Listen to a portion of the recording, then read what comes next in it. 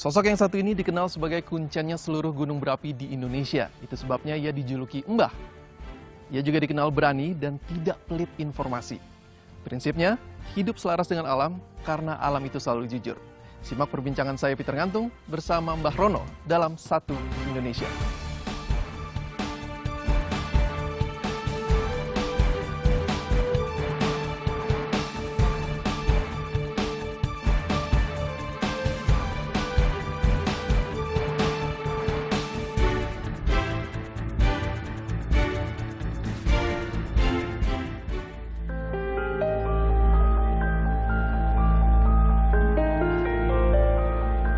Gunung Sinabung kembali berstatus siaga.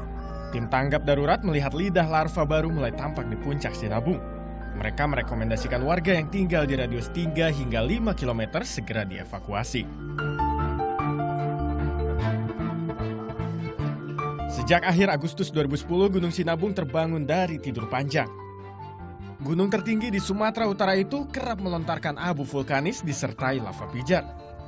Bahkan pada 7 September 2010 terjadi letusan terbesar Sinabung sejak 5 abad terakhir. Debu vulkanis tertinggi terlontar hingga 5 km di udara. Dentuman pun menggema hingga radius 8 km dari puncak Sinabung. Sudah tak terhitung kerugian yang dialami warga sekitar. Lahan pertanian rusak, hewan ternak mati, warga pun selama hampir 2 tahun menetap di pengungsian. Sinabung merupakan satu dari 130 gunung api aktif yang dimiliki Indonesia. Berada di lempeng Pasifik membuat Indonesia dikelilingi oleh gunung api. Kawasan cincin api ini terbentang dari Pulau Sumatera, Jawa, Bali, Nusa Tenggara hingga ke Sulawesi. Di satu sisi kondisi ini mengkhawatirkan karena letusan gunung berapi dapat menyebabkan kerugian besar bahkan korban jiwa. Namun keberadaan gunung api juga bermanfaat membuat tanah di sekitarnya subur. Kali ini Satu Indonesia hadir dari Gedung Pusat Vulkanologi dan Mitigasi Bencana Geologi. Dan kini saya sudah bersama dengan Pak Surono, yang akrab disapa Mbah Rono. Apa kabar, Mbah? Baik, bagaimana? Baik juga. Mbah Rono ini dikenal pada saat menjadi Kepala PVMBG. Punya jabatan baru, Pak, ya? Sebagai Betul. Ketua Badan Geologi dari Kementerian SDM. Bisa diceritakan sedikit, tugasnya itu apa sebenarnya, Pak? Badan Geologi itu mempunyai 3 tugas pokok ya, terkait dengan kegeologian. Ya kan? Unsur pertama adalah mitigasi bencana geologi tentunya ya. Kedua masalah mineral, ya kan, mineral, energi dan lingkungan, ya kan. Nah, kalau di Badan Geologi sendiri masih disapa dengan Mbah Rono nggak? Saya kira iya ya, karena itu melekat, bahkan sebetulnya Mbah Rono itu muncul tahun 2007 saat terjadi krisis kelut ya. Waktu itu Ibu Ani SBY memanggil saya untuk membedakan kalau di kelut itu banyak sekali mbahnya. Ya kan? Maka untuk membedakan mbah-mbah yang lain itu saya disebut Mbah Rono. Pak, biar lebih santai, Iya. gimana kalau kita Oke, sip. Monggo, silakan. kopi dulu. Kopi ini. Kalau bicara tentang kopi nih, Pak, Ya. ini identik sama Mbah Rono nih. Ya. Katanya kalau pagi-pagi itu Mbah Rono itu harus ada kopi, Iya. cemilan, Iya. sama handphone katanya. Iya, iya. Ya, saya memang adik terhadap kopi ya. Dulu saya ngopi dengan ngerokok, sekarang saya nggak boleh ngerokok. Kayaknya itu kopi wanita itu hampir sama saja. Suatu gairah, ya kan? Suatu spirit. Ya kan? Ya kan? Suatu pembuka wacana, gitu kan? Tanpa wanita, tanpa kopi, saya kira tidak sesuatu banget lah bagi saya. Gitu.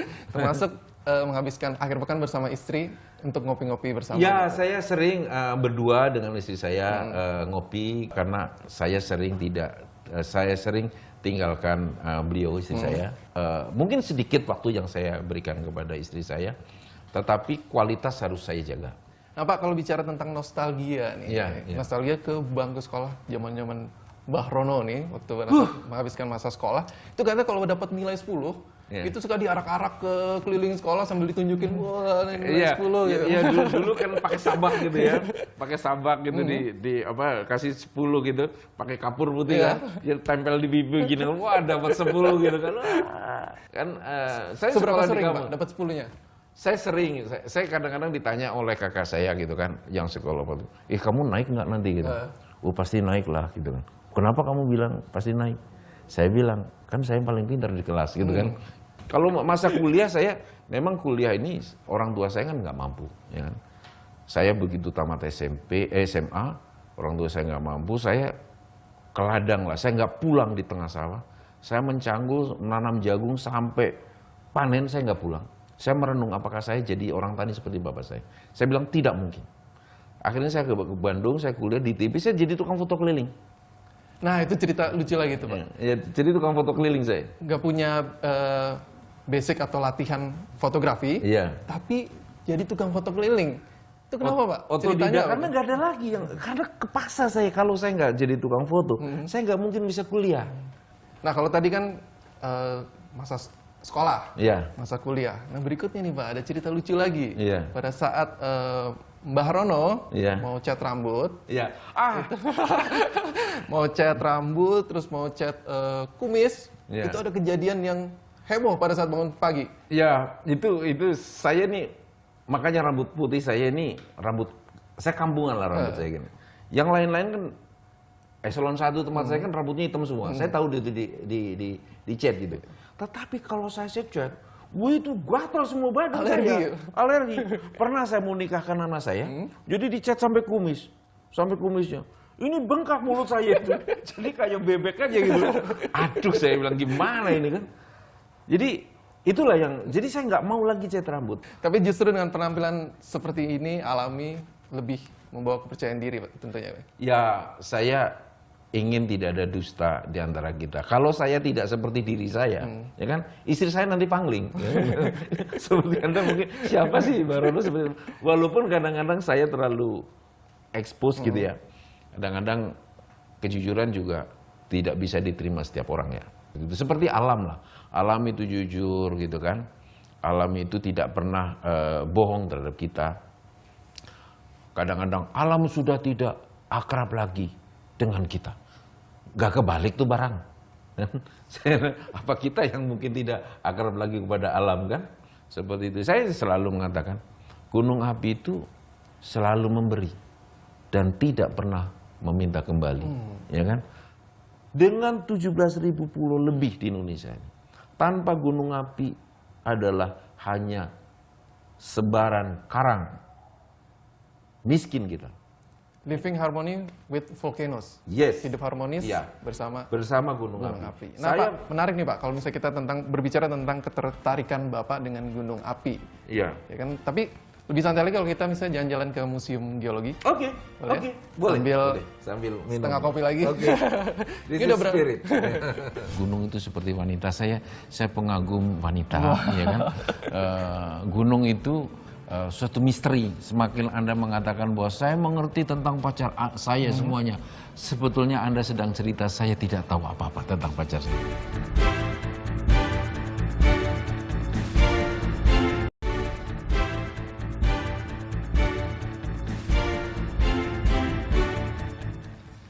Nah, kita sekarang udah ada di Museum Geologi nih, Pak. Ini salah satu museum milik pemerintah yang favorit pengunjung. Dan juga tahun ini dapat penghargaan juga Pak dari pemerintah sebagai museum terbaik. Ya, museum terbaik milik lembaga BUMN, ya kan? Dan kementerian dan lembaga dan BUMN ini museum terbaik ya. Terus dari komunitas jelajah ini museum tercantik dan Fun, menarik katanya. Ya kan, menarik ya. Nah, Pak, kembali nih, Pak. Kalau kita bicara tentang gunung-gunungan, Iya. awal ketertarikan Mbah Rono sama gunung itu apa sih? Gunung itu bagi Kapan?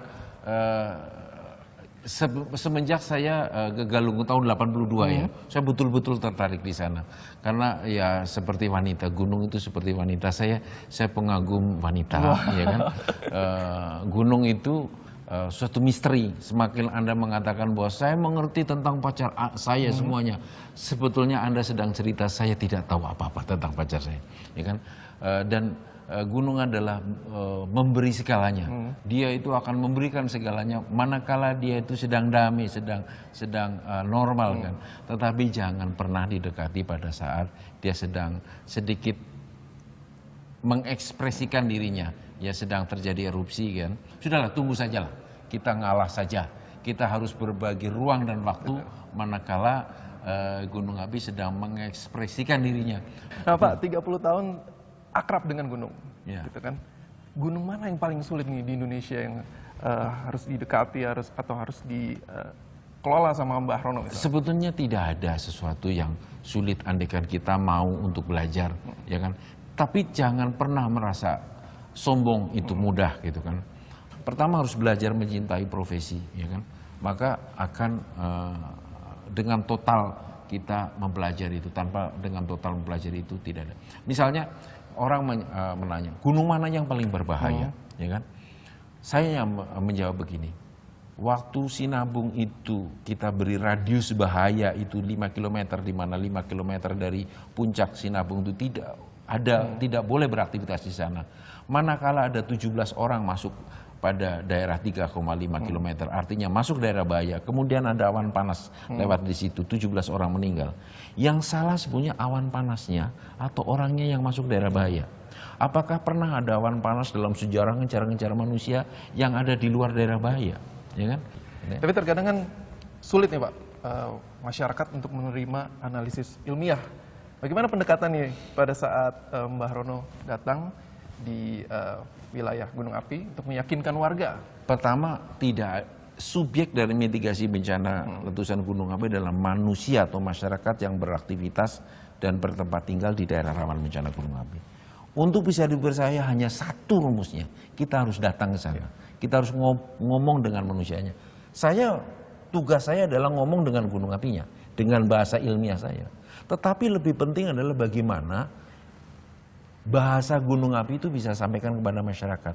Percuma ilmu pengetahuan teknologi yang canggih kayak apapun juga, kalau kita gagal berkomunikasi dengan masyarakat, kuncinya dari sana. Masih ingat nggak, Pak, waktu itu triknya yang paling lucu, yang paling di luar akal Mbah Rono nggak kepikiran untuk meyakinkan warga gitu? Saya misalnya begini, 2010 letusan Merapi saya siapkan tahun 2007 bikin MOU dengan 4 kabupaten di sekitar Merapi, ya kan? Saya ketemu masyarakat tanggal 23 Oktober 2010, notabene 3 hari sebelum letusan. Saya ketemu dengan masyarakat di sana. Ibu-ibu, apa yang sudah Anda siapkan untuk udah siaga gini?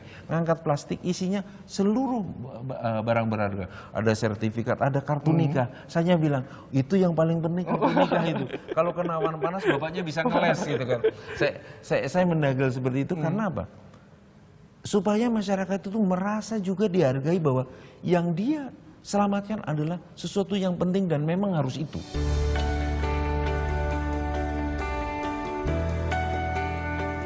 Sosok suami ya baik, perhatian. Romantis sih enggak ya, kaku. Tegas, nggak pelin-pelan, terus disiplin. Dia keras tapi nggak galak. Kalau dia merasa saya kerja kurang bagus ya, dia suka marah gitu, marah. Tapi marahnya dia itu nggak berkelamaan. Begitu dia kesel marah, udah selesai. Bapak juga menggunakan akun Facebook ya untuk memberikan informasi-informasi seputar gunung api. Ya, Facebook itu rutin juga ya? Ya rutin saya sampaikan gitu karena apapun yang bisa saya lakukan demi masyarakat. Kan saya hanya pelayan aja, ya kan? Saya melayani itu daripada dia menanya lebih baik saya sebelum saya diserang saya lebih baik menyerang. Tapi Bapak tahu kalau misalnya ada akun Facebook, ya. Terima kasih Mbah Rono. Ya, Pak Surono. katanya ada itu, tetapi saya udah pernah lihat Pak? Sudah pernah melihat saya, tapi saya waktu itu kan masih dilarang anak saya main Facebook ya. Saya masih dilarang main Facebook. Ada terima kasih Mbak Rono gitu. Tapi Papa nggak boleh pegang Facebook. Saya tahu di Facebook adalah bisa Anda menjadi pelayan, bisa itu harimau Anda sendiri atau harimaunya orang lain, ya kan? Nah, dan Pak, ini kita pas di depan. Ini adalah replik, tadi ya. replik gajah Blora. Sekarang ini baru saja ditemukan, belum lama. Yang salah satu menarik museum geologi. Iya, museum geologi sekarang adalah primadonanya suatu replik gajah purba yang ketemu nyaris utuh di Blora. Kalau di lantai 2 itu semua tentang gunung ya? Ya bukan, ada juga masalah gunung api, juga masalah mineral. Mineral ya? Mineral dan simulasi energi bencana ya, ini. ada di situ, ya kan? Ada simulasi-simulasi gitu. Sisa-sisa Ya. dari Dari erupsi misalnya gunung. ada awan panas, ya kan? Saya hanya mengatakan begini. Kadang-kadang ada tanya, "Bah, bagaimana menghindari awan panas?" Saya jawab dengan joke kadang-kadang. Kalau kita melihat awan panas datang ke arah kita dalam jarak 300 meter, saya biasanya menyarankan, sudahlah, Anda berdoa saja, memohon ampunan kepada Tuhan, segala macam dosa-dosanya dan sebagainya. Tidak perlu lari-lari, capek-capek mati juga. Karena kecepatan awan panas itu sekitar 200 sampai 300 Dan km panasnya, per jam. Panasnya sekitar 600 sampai 800 derajat Celcius. Anda 200 meter dari awan panas saja, mungkin terkena panas sekitar 200 sampai 300 derajat. Jadi tubuh kita yang terdiri dari 2/3 itu air, tiba-tiba kering dengan cepat. Kita lihat berkah dari Guntur, kita lihat ya itu daerahnya subur kan, air melimpah gitu kan. Oleh karena itu sulit sekali masyarakat itu untuk bisa meninggalkan daerah-daerah bahaya di Gunung Api. Lihat saja.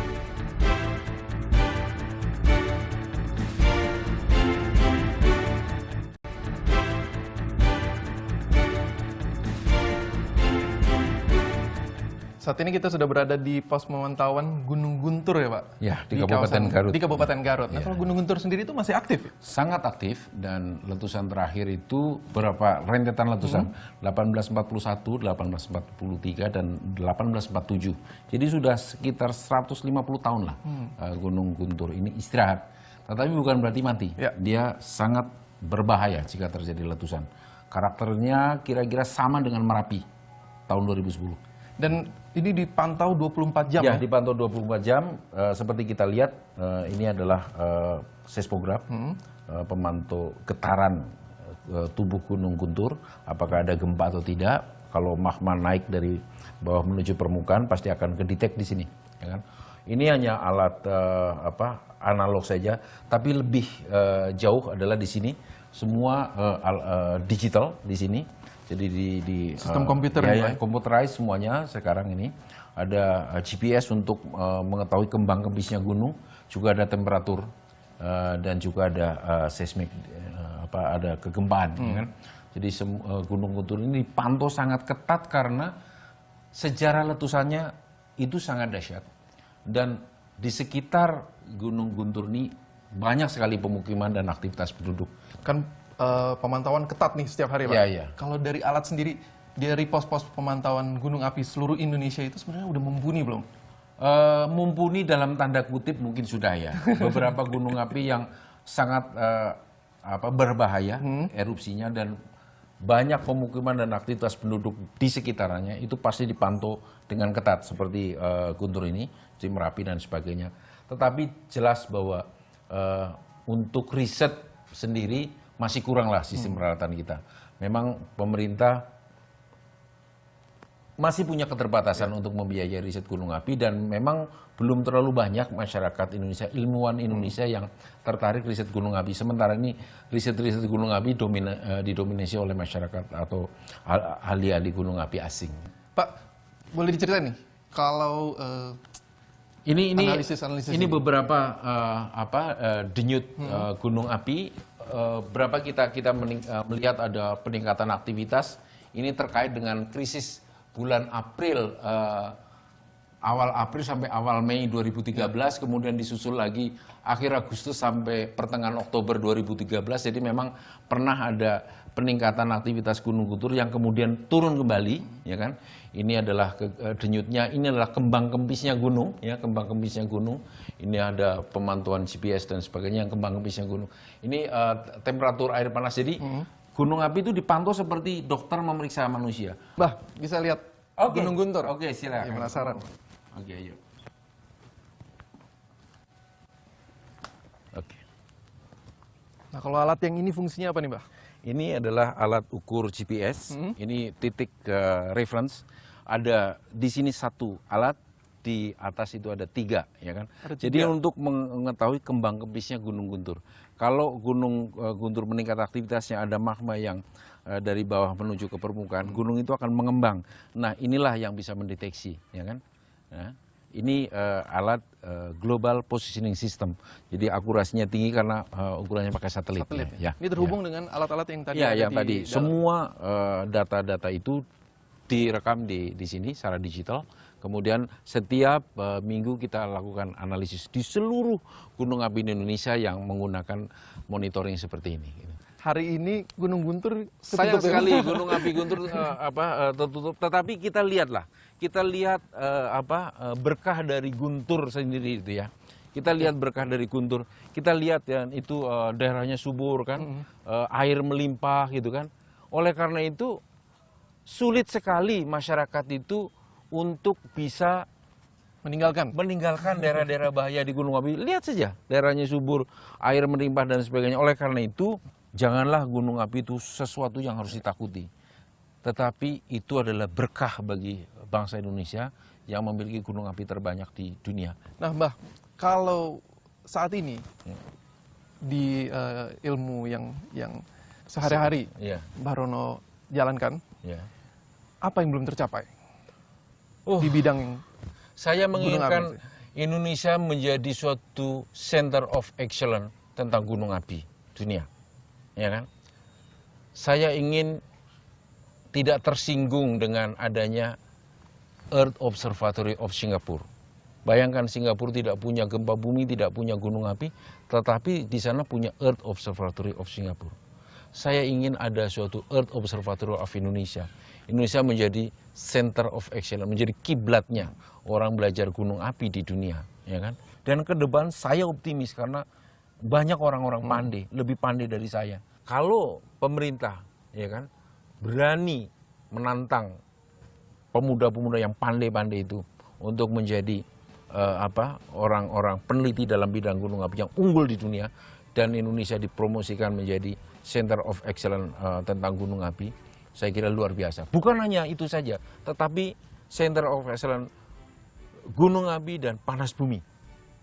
Wah, wisata khusus gunung api itu luar biasa. Merubah citra gunung api menjadi sebuah anugerah ya, Pak, yang Ya. harus disyukuri. Terima kasih Mbah Rono. Sama-sama. Dan demikian perbincangan saya dengan Mbah Rono yang menarik sekali. Dan Satu Indonesia akan hadir dengan tokoh-tokoh inspiratif lainnya minggu depan. Saya Peter Ngantung, sampai jumpa.